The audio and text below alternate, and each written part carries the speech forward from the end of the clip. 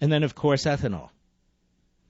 A massive boondoggle that costs you a small fortune, ladies and gentlemen. Let me tell you about ethanol. And no, I don't want people who benefit from ethanol calling me. I could care less. It's like Marco Rubio getting funds from one of the biggest sugar daddies down there in Florida, who is subsidized by the federal government. I'm sick of all these subsidies. I'm tired of the Republican Party playing games. I'm tired of conservatives playing, oh, you can't talk about it. I'm talking about it. Your business should live or die on its own. Most people aren't subsidized by the federal government, and if they go under, suddenly the feds step in. You don't have access to lobbyists in Washington, D.C. This is exactly what we're sick of. Ethanol subsidies, sugar subsidies, mushroom subsidies. Stick your subsidies. Ethanol. From about a year ago. Reason Magazine. Peter Sutterman, a man I have great respect for. So he writes this in May 2014. Last November, when the EPA proposed moderating years of escalating mandates by reducing the amount of ethanol that must be mixed into gasoline, a top ethanol lobbyist seemed perplexed. Quote, we're all just sort of scratching our heads here today and wondering why this administration is telling us to burn less of a clean-burning fuel. Bob Dineen, head of the Renewable Fuels Association, told the New York Slimes. Well, here's a few reasons why. America's ethanol requirement destroys the environment, damages car engines, increases gas prices, and contributes to the starvation of the global poor. It's an unmitigated disaster on nearly every level. Can we really as conservatives say that the right side of this is to continue to support this? Based on what conservative principle or theory? And if we oppose it, we're for big oil? What the hell does that mean? What does that mean? That our motives are bad? Start with the environment. After all, when the renewable fuel standards, which since 2005 has set forth a minimum annual volume of renewable fuels nationwide, was first set, one of the primary arguments for mandating ethanol use was that it was a greener, more environmentally friendly source of fuel that released fewer greenhouse gases in the atmosphere. It turns out to be a complete falsehood. Researchers have known for years that when the entire production process is taken into account, most supposedly green biofuels actually emit more greenhouse gases than traditional fuels.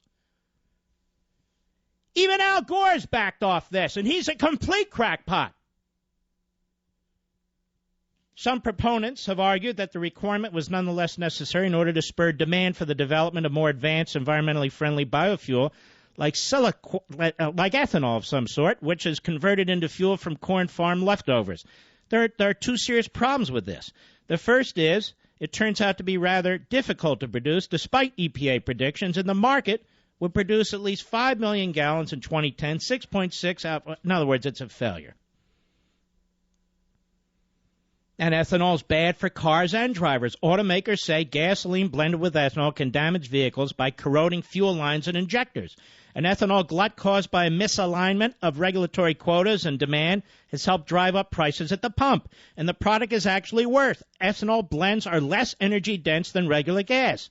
That means cars relying on significantly worse mileage per gallon. So why would he go to Iowa, Trump, and promote this? Because let me explain something. Here's the phrase I want to use. Populism without conservatism is liberalism. Let me repeat it. Populism without conservatism is liberalism. Even more precisely, populism without conservatism is statism. The state, the federal government, should not be in the fuel-making process. The federal government should not be dictating that we take food out of people's mouths and put it into cars because the environmentalists want it. So why would we defend this when in every respect it's a disaster?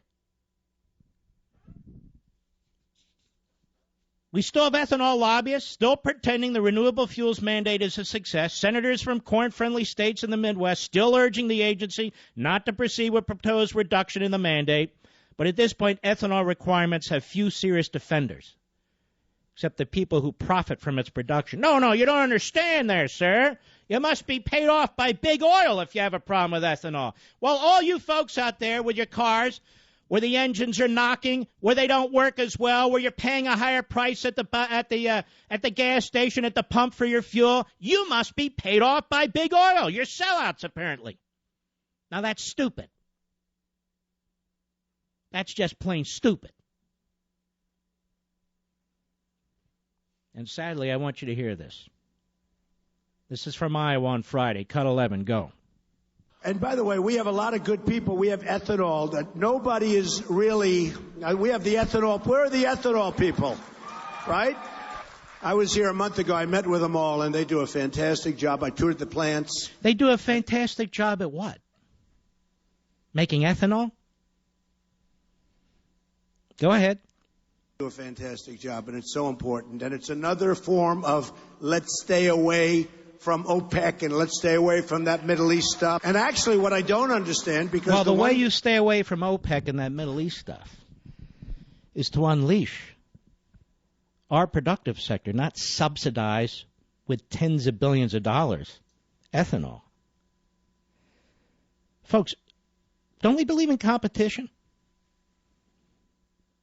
Ethanol is not going to help us get away from oil in the Middle East.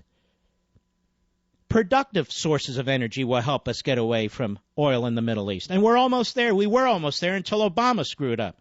But let us not pretend the government subsidies of ethanol have somehow made us almost energy independent or will get us away from the Middle East. Of course it won't.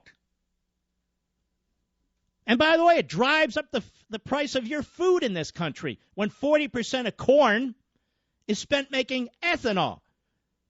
This has no consumer value whatsoever. If you're on a fixed income, this is a disaster. This whole thing is a disaster. Number one, you're paying for these agribusinesses to promote ethanol. Number two, your engine isn't going to last as long. Number three, the price of gasoline is higher. Number four, the price of food is higher. Your typical big government, Stalinist-like program, and that's exactly what it is. And if people can't even recognize that, then what are they going to cut? What are they going to cut? This is just the worst kind of pandering. I said it was a bad couple of days for my friend Donald Trump. This is friendly advice. Friendly advice. Stop lurching. Come back. There's nothing inconsistent with being a conservative populist, but it is inconsistent if you're a populist without conservatism. That's liberalism.